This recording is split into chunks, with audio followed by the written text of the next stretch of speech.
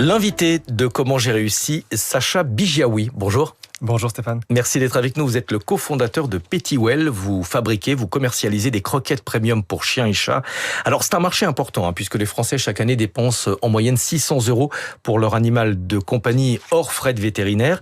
La nourriture évidemment représente une part importante de ces dépenses. Comment est-ce que les propriétaires de chats et de chiens choisissent en général la nourriture de leur animal? Est-ce que le prix, lorsqu'ils achètent cette nourriture, est le premier critère? Alors le prix est évidemment un critère important. Il y a d'autres critères qui rentrent en compte. Depuis, on va dire, une bonne dizaine d'années, les propriétaires de chats et de chiens ont davantage pris conscience de l'importance du bien manger pour leurs animaux. Et donc ils regardent la composition. Donc ils regardent si une croquette est éventuellement premium, si elle contient des céréales, quel est le niveau de viande. Et ce qui compte aussi, c'est l'image de marque.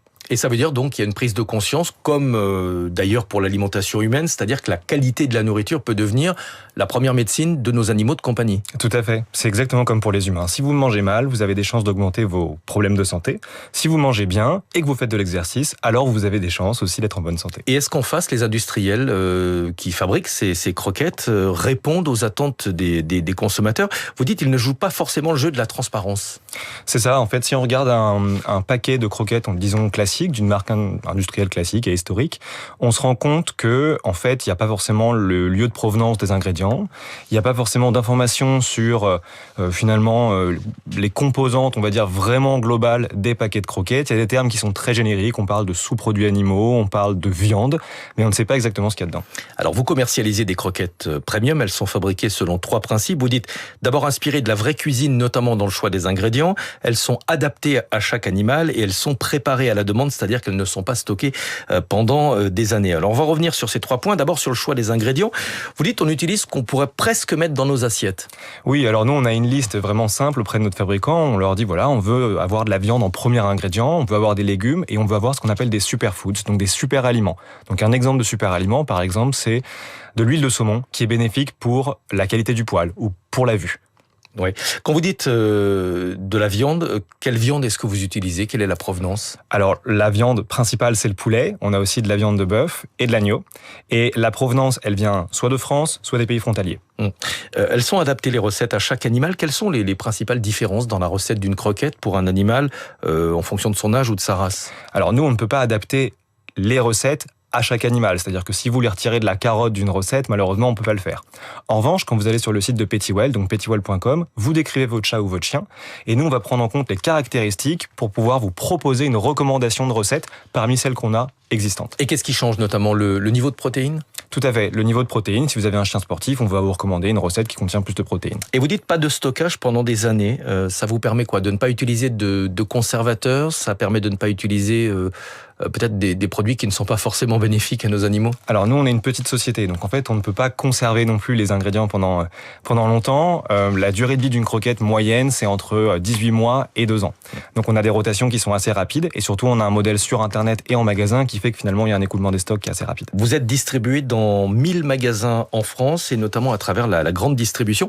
C'est difficile pour un produit comme les croquettes de se faire une place dans les linéaires des supermarchés? Effectivement, c'est difficile. Il faut vraiment pousser les portes, il faut y aller aussi au culot pour aller rencontrer finalement les dirigeants des grandes sociétés d'enseignes et leur présenter un projet qui est cohérent. On fait du Made in France, on est transparent, on est sur les réseaux sociaux. Bref, on a toutes les raisons de réussir auprès de ces enseignes-là. Mais justement, comment est-ce que vous avez réussi à les convaincre?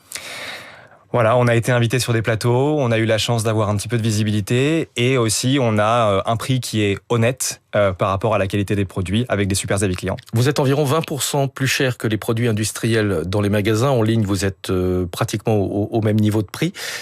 Les clients acceptent cette différence de tarif pour que leur animal de compagnie mange mieux? Oui, tout à fait. On est sur des formats qui sont plutôt petits en magasin, aux alentours de 1 kg, 1,5 kg. Donc finalement, la différence de 20% se fait moins ressentir aussi. Production 100% française, je crois que vous êtes implanté dans le Maine-et-Loire et dans le Nord? C'est ça, la fabrication des croquettes est faite dans le Maine-et-Loire et pour les pâtés, c'est dans le Nord. Vous proposez également un guide de transition pour les propriétaires d'animaux pour passer d'une alimentation à une autre. Pour quelle raison? On ne peut pas changer comme ça brutalement? On ne peut pas changer brutalement, c'est parfois compliqué au niveau de la digestion. Donc nous, on propose un guide de transition qui s'effectue sur 3 jours. Et vous avez la possibilité soit de continuer avec nos croquettes si jamais ça se passe bien, soit finalement vous avez testé Et généralement, on fait des promotions sur le site, donc c'est à moindre coût et vous pouvez arrêter si ça vous va pas. Vous n'êtes pas la seule entreprise à proposer du bien manger pour les animaux de compagnie. Quel est votre avantage concurrentiel? Qu'est-ce qui vous distingue des autres acteurs sur ce créneau? Alors, on a une double présence à la fois sur Internet, avec une forte présence sur les réseaux sociaux, donc on est visible, et on est aussi présent auprès des enseignes, dans plus de 1000 magasins. Ça, c'est une différence principale. Et en ce qui concerne les ingrédients, on a toujours de la viande en premier ingrédient, on a toujours une superfoods et on a toujours une recette qui a un bénéfice précis pour la santé. Alors, je précise aussi sur les ingrédients, j'ai oublié de me mentionner, vous mettez très peu de céréales, voire pas du tout. Pour quelle raison? En fait, historiquement, le céréale coûtait pas cher et donc du coup, c'était souvent le premier ingrédient dans une croquette au détriment de la viande. Pour montrer pâte blanche, pour montrer qu'on fait les choses bien, on commence par mettre toujours de la viande en premier ingrédient et donc on réduit les céréales au maximum. C'est toujours compliqué lorsqu'on a un double canal de distribution, à la fois en magasin et en ligne, parce que les prix ne sont pas les mêmes. Je crois que vous l'avez contourné en changeant les conditionnements, c'est-à-dire que vous ne vendez pas exactement les mêmes produits en grande surface et en ligne. C'est ça, il faut être honnête vis-à-vis des consommateurs qui souhaitent acheter en ligne et ceux qui souhaitent acheter en magasin. Donc on a des différences de format, mais finalement les prix sont plutôt les mêmes. Ouais. Un dernier mot sur le réseau de distribution. Est-ce que vous vendez également vos croquettes chez les vétérinaires? Ça aussi, c'est un créneau, c'est un canal important. C'est un canal qui est extrêmement porteur. Malheureusement, aujourd'hui, on vend dans très peu de cliniques, plutôt parisiennes, mais on adorerait pouvoir se développer. Et qu'est-ce qui bloque?